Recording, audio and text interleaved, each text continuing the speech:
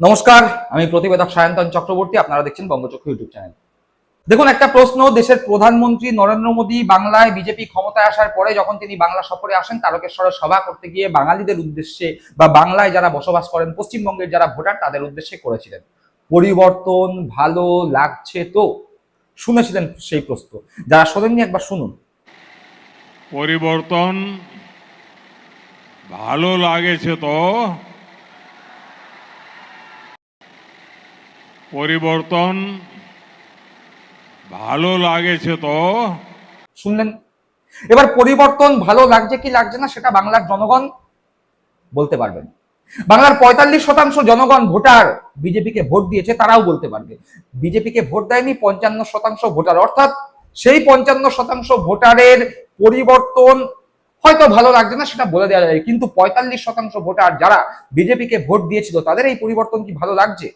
সেই উত্তর তারা দিতে পারবে। কিন্তু এই মুহূর্তে সব থেকে বড় গুরুত্বপূর্ণ জিনিস যেটা পশ্চিমবঙ্গের মধ্যে রাজ্য রাজনীতিতে ঝড় তুলে দিয়েছে, সেটা হচ্ছে অন্নপূর্ণা যোজনা। অতীতে মমতা বন্দ্যোপাধ্যায়ের মুখ্যমন্ত্রীত্বে কোন রকম শর্ত ছাড়া বাংলার ২,৪০,০০,০০০ মহিলাকে মাসিক ১,৫০০ টাকা করে লক্ষ্মীর ভান্ডারের মাধ্যমে ভাতা দেয়া হতো।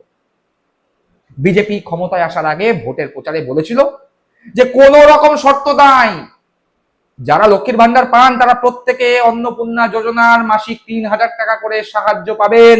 কিন্তু ভোটে জিতে আসার পরে বিভিন্ন রকম শর্ত আরোপিত হলো। বলা হলো যাদের বাড়িতে ৩টের বেশি ঘর আছে তারা পাবে না অন্নপূর্ণা ভান্ডারের টাকা। বলা হলো যে সমস্ত পরিবারের মাসিক ইনকাম ১০,০০০ টাকার বেশি, সে সমস্ত পরিবার বা তাই সেই পরিবারের মহিলারা পাবে না অন্নপূর্ণা যোজনার টাকা। বলা হলো যে সমস্ত পরিবার ট্যাক্স পেয়ার, সে সমস্ত পরিবারের মহিলারা পাবে না অন্নপূর্ণা যোজনার টাকা। প্রশ্ন উঠে গেছে যে যখন আপনারা ভোটের প্রচারে প্রতিশ্রুতি দিয়েছিলেন, সেই প্রতিশ্রুতির মধ্যে এত শর্তের কথা কেন লেখেননি, কেন বলেননি? আর যখন এরকম প্রশ্ন উঠছে, তখন অন্নপূর্ণা ভান্ডার নিয়ে যখন গোটা রাজ্য জুড়ে ক্ষোভ বিক্ষোভ, তার মধ্যেই নতুন করে মাথা চাড়া দিয়েছে আরেকটি প্রশ্ন। রেশন কার্ড কি থাকবে নাকি বাতিল হতে চলেছে রেশন কার্ড? হ্যাঁ, ঠিক শুনছেন। আমরা মমতা বন্দ্যোপাধ্যায়ের মুখ্যমন্ত্রীত্বে দেখেছিলাম, মমতা বন্দ্যোপাধ্যায় বিনামূল্যে রেশন দিয়েছিলেন দিনের পর দিন, বছরের পর বছর। রাজ্যে বিজেপি ক্ষমতায় এসছে, আর তারপরেই অন্নপূর্ণা ভান্ডার নিয়ে যখন দিকে দিকে ক্ষোভ, ঠিক তখনই নতুন করে একটি প্রশ্ন মাথাচাড়া দিচ্ছে। বিভিন্ন সূত্র মারফত যা খবর পাওয়া যাচ্ছে, এবার হয়তো বাতিল হতে চলেছে রেশন কার্ড। তার কারণ বিভিন্ন শর্ত আরোপ হচ্ছে এবং সেই শর্ত পরিপূরণ না করলে রেশন কার্ডটা বাতিল হবে। কি কি শর্ত আরোপ হতে চলেছে আসবো সেই বিষয়, কিন্তু ইতিমধ্যেই দেশে হচ্ছে জনগণনার কাজ।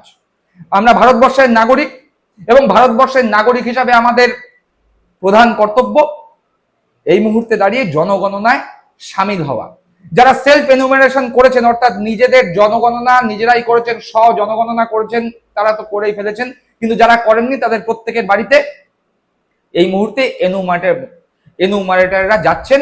তারা গিয়ে প্রত্যেকটি বাড়ির সামনে দাঁড়াচ্ছেন, বাড়ির যারা পরিবারের সদস্য আছেন তাদের সঙ্গে কথা বলছেন, জিজ্ঞাসা করছেন আপনার বাড়িটি কি দিয়ে তৈরি, মেঝে সিমেন্টের না টাইলসের নাকি মাটি দিয়ে তৈরি, দেয়ালটা কি দিয়ে তৈরি, ছাদটা ঢালাইয়ের ছাদ নাকি টালির ছাদ নাকি অ্যাসবেস্টারের ছাদ, বাড়িতে কতজন সদস্য আছেন, আপনার বাড়িতে কতগুলো ঘর আছে, আপনার বাড়ির বাথরুমটা কি কাঁচা না পাকা, আপনার বাড়ির পায়খানা বাথরুম কি শেয়ার্ড বাথরুম, আপনাদের বাড়ির যে বাথরুমের ট্যাঙ্ক সেই ট্যাঙ্কটি কি সেপটিক ট্যাঙ্ক নাকি কাঁচা ট্যাঙ্ক।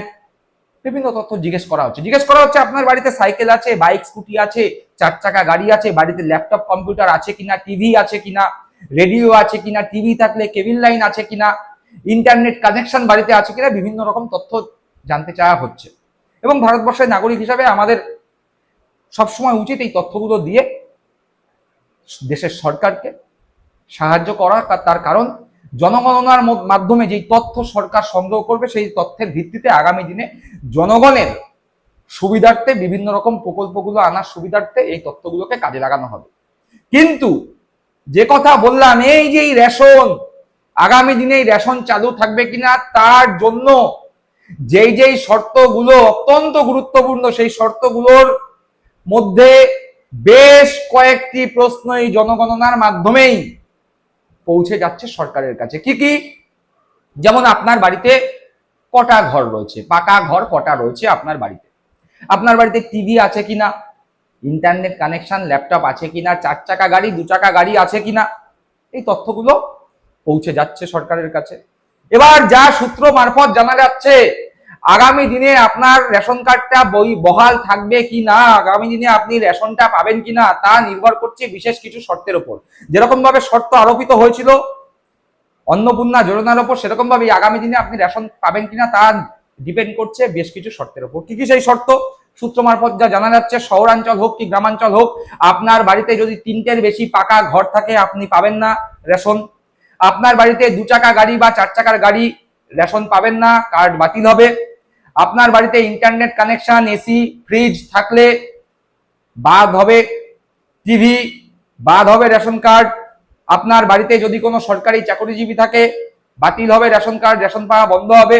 গ্রামাঞ্চলের ক্ষেত্রে যে সমস্ত কৃষকদের 2.5 একরের বেশি জমি আছে বাদ হবে রেশন কার্ড। এরকম বিভিন্ন শর্ত আরোপ হচ্ছে। সুতরাং বাংলার মা বোনেরা যে বিরাট আশা করেছিলেন, বিজেপির প্রতিশ্রুতিতে আশা করে বিজেপিকে ভোটদান করেছিলেন, 45% মানুষজন বিজেপির প্রতি সমর্থন জানিয়েছিলেন, ভেবেছিলেন যে যারা লক্ষ্মীর ভান্ডার পেত তারা প্রত্যেকেই অন্নপূর্ণা যোজনা 3000 টাকা করে পাবে, তারা যেরকম আশাহত হয়েছেন আরো একবার হয়তো তাদের আশাহত হতে হবে।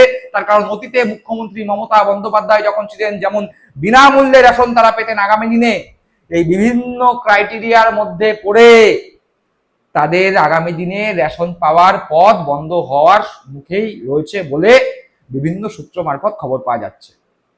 এবার অনেকের মনে প্রশ্ন থাকতেই পারে যে যেই বাড়িতে টিভি আছে, এসি আছে, ফ্রিজ আছে, 4 চাকা গাড়ি আছে, 2 চাকা গাড়ি আছে, তাদের বিনামূল্যে রেশনের বা রেশন কার্ড দেওয়ার দরকারটাই বাকি। সত্যি দরকার নেই। যাদের বাড়িতে 2 চাকা গাড়ি, 4 চাকা গাড়ি, 4-5টা করে ঘর, 2তলা 3তলা বাড়ি, বাড়িতে ট্যাক্স পেয়ার চাকরিজীবী, সরকারি চাকরিজীবী রয়েছে, তাদের দরকার নেই। কিন্তু এরকম বহু বাড়ি আছে যে সমস্ত বাড়ির অতীতে তাদের একাধিক বা 3-এর বেশি পাকা ঘর ছিল, কিন্তু বর্তমানে তাদের আর্থিক অবস্থা ভালো নয়। 3টের বেশি পাকা ঘর থাকলে তাদের রেশনটা বন্ধ হবে, কিন্তু তাদের হয়তো রেশনটা প্রয়োজন। তাহলে তারা কোথায় যাবে? হয়তো বহুদিন আগে একটা টিভি, একটা ফ্রিজ কিনেছিল, দীর্ঘ 12-14 বছর ধরে চলছে, কিন্তু বর্তমানে সেই পরিবারের অর্থনৈতিক অবস্থা অত্যন্ত সঙ্গীন, অত্যন্ত করুণ। তাদের রেশনটা দরকার, কিন্তু টিভি ফ্রিজ থাকার কারণে তাদের যদি রেশনটা বন্ধ হয় তাহলে তারা যে সমস্যার সম্মুখীন হবে সেই সমস্যার সমাধানটা কে করবে? প্রশ্ন উঠছে। সুতরাং আরো একবার অন্নপূর্ণা যোজনার সময় যেভাবে বাংলার মা বোনদের মন ভেঙেছিল, একই রকম ভাবে আরো একবার হয়তো আশাহত হতে পারে বাংলার মা বোনেরা। শুরুতেই যেই ভিডিও দেখেছিলেন, দেশের প্রধানমন্ত্রী রাজ্যে বিজেপি ক্ষমতায় আসার পরেই সভা করতে এসে যখন জিজ্ঞাসা করেছিলেন পরিবর্তন ভালো লাগছে তো, এর উত্তর আপনারা কি দেবেন অবশ্যই কমেন্ট বক্সে কমেন্ট করে জানাবেন। সকলে ভালো থাকবেন, সুস্থ থাকবেন। জয় হিন্দ, বন্দে মাতরম।